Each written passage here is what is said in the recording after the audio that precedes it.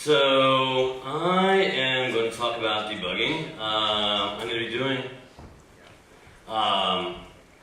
something a little bit different. Interested in getting some feedback on it. If it works, doesn't work, let me know.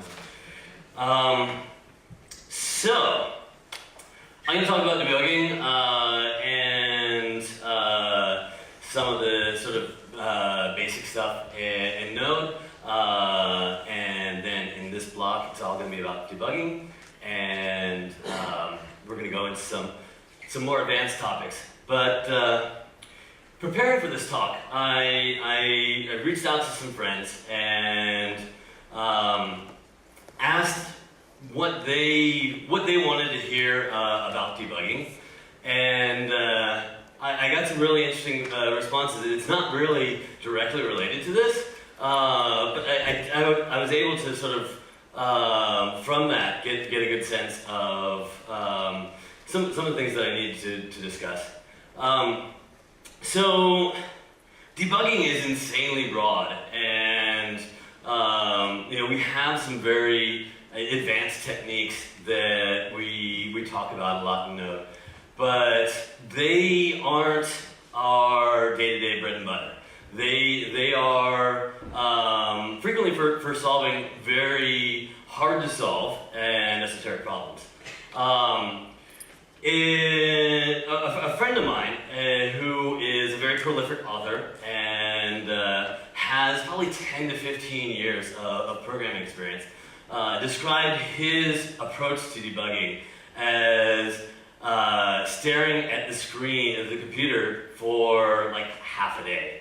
As the way he works through these problems. So if you take one of your basically top tier module authors in Node and look at in reality what the actual approach is, it's really quite simple.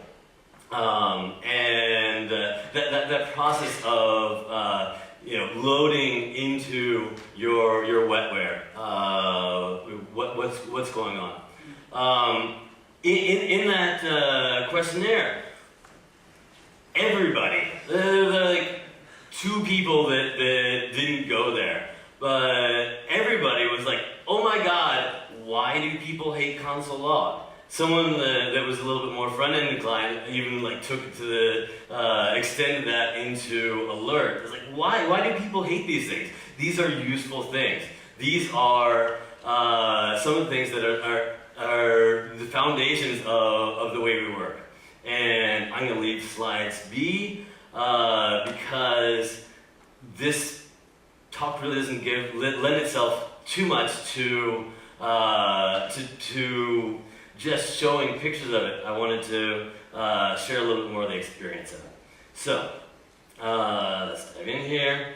I'm going to open up our first one. So, I'm going to be working with a very, very simple application. If you were to spec it out, it is Hello World. If you don't pass in any arguments, then I had a really small horizontal space on it. So if you don't have any input in the URL, it's going to output world. Otherwise, it's going to output a name or whatever the string value is. That functionality is not really the point. So I have this basic server. I'm going to spin it up and get this one started, and oops.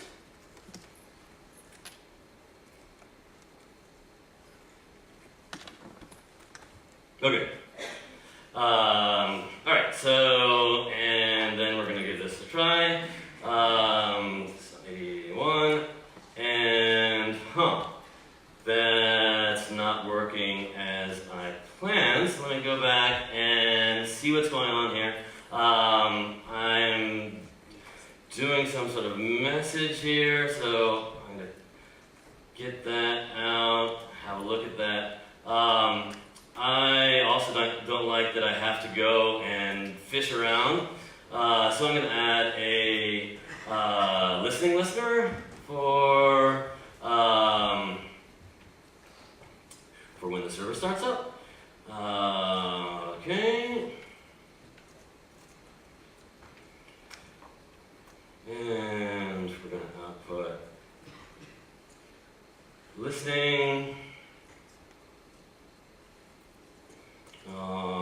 And I'm going to put in HTTP because it's going to give me a nice clickable thing in my terminal. So we're going to string and a port. Alright. The inputs for this are the address and the port.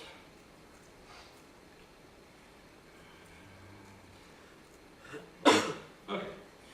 So that is going to give me a little bit more information about what's going on here. Alright, awesome. It's listening. I can click on this and go check it out. If I go to my location here, I can drop in D-Shaw, still no love. So what's going on here? I have this rec URL thing. Let me go in and have a look at that. We're also taking that and we're splitting it. So split that up too. And let's go run this and see what we got.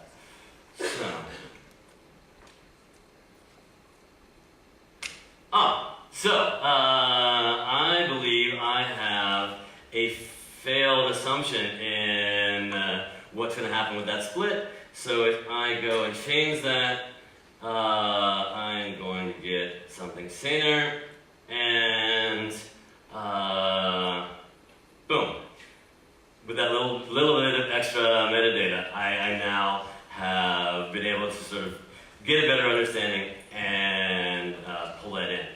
Alright, so I am going to go on to our next example. I have these built out into progressive enhancements. So the next step, we've integrated those in. If I view this from my browser, then that kind of sucks. Every time I hit this, the browser, the requests to Fav Icon are going to come in, so that's really inconvenient. I want to get that out of the way, and I am going to cheat ahead and pull in the next iteration. We're going to pull that out of the picture, just bury that request to Fav Icon, and go.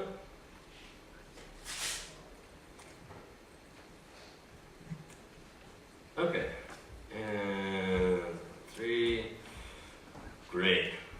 So that's good. We can go to our browser, check that out, and then we should be able to see that we don't have the problem with the Fav Icon anymore. So this is, we're kind of grinding our way through some debugging. Obviously, this is an opportunity for us to go write some tests around this, but this isn't testing, this is debugging. So not going to go into that, but definitely the next programming flow would be to go and put some tests around this to make sure that our assertions are better. And just a quick tangent there. You're going to want to write a test around just that functionality. Break down to a nice unit. Don't try to handle the actual request until a later testing iteration. So let's head down to the next level. All right, so that was console. We're feeling a little bit better about our application. It's getting a little bit more mature. I'm going to bring in a more production quality logger and integrate Bunion. It's a great logging library and produces JSON output. So it's really convenient, and you can do some fun thing munging that data. So let's launch number 4 here. Okay. Okay, so you can see now that that data has gone, and we have not only the logging information, but we have metadata around what the app was, the location of it. We're putting this into a production system. We're going to have a lot of logs from a lot of locations, and this gives us some information that we can actually work with, and it's all conveniently time-stamped. So a quick look at what this can end up looking like for.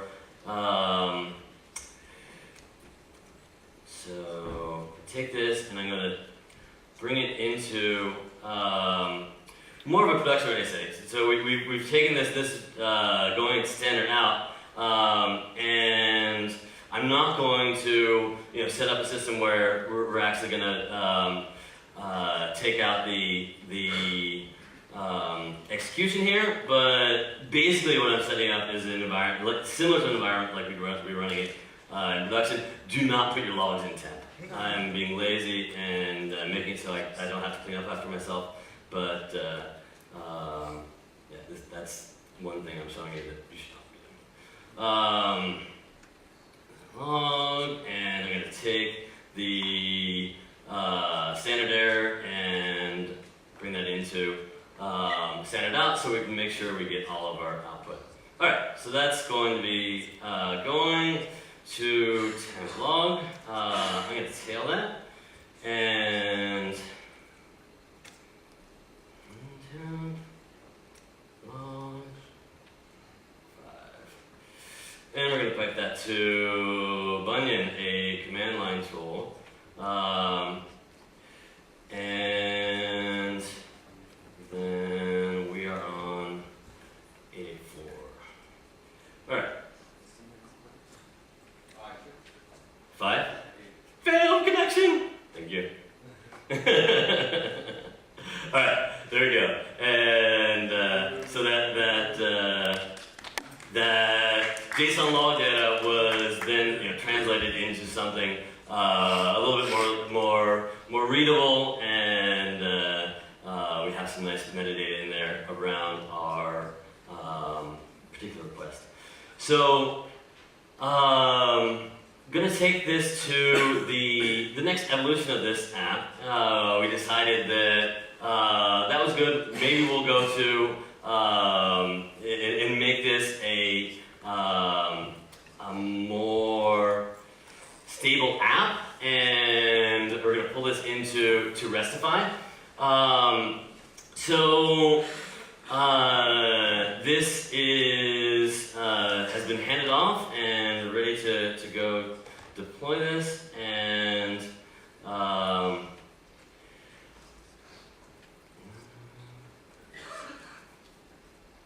okay, that's it, and okay, that's not what I was expecting to get. So let's look at this.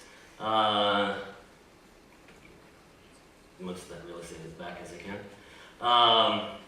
So that name on params. All right, I'm just gonna go in and.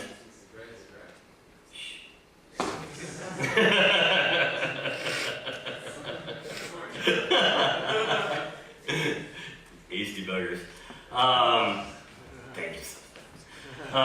So I'm gonna go and it's really hard to fabricate these kind of errors.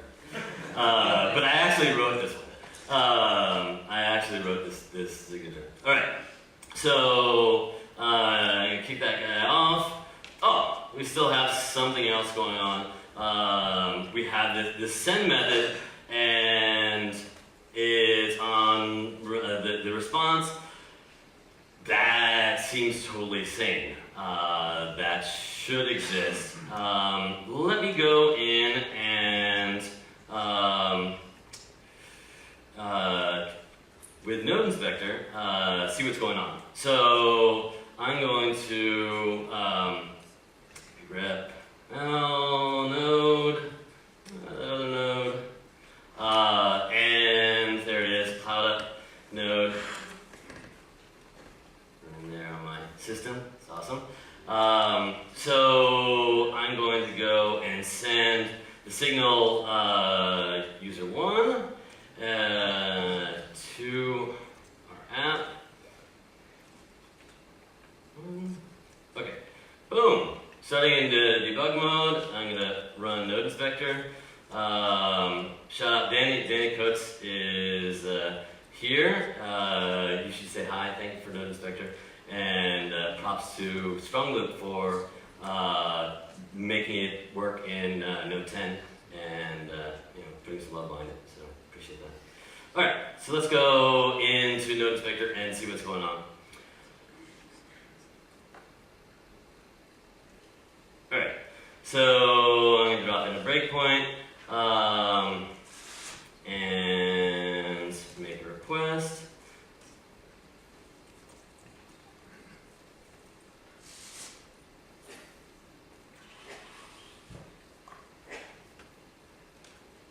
Okay, so looking at the scope here, I see, as someone shouted out, that I have my request as a server response and my rest as an incoming message. Something's really not right. So I have a error there in my signature. I'm gonna kick that off. Boom. We're fixed. Now that resolved there. It did not save here, so I'll fix that in our code and onward and upward. So that's great. Now I'm going to skip over one thing real quick and dive into this crazy thing back here. So a little proxy, bunch of servers, and we're going to spin this up.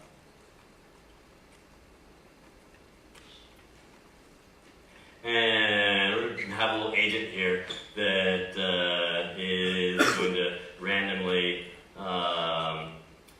spam that and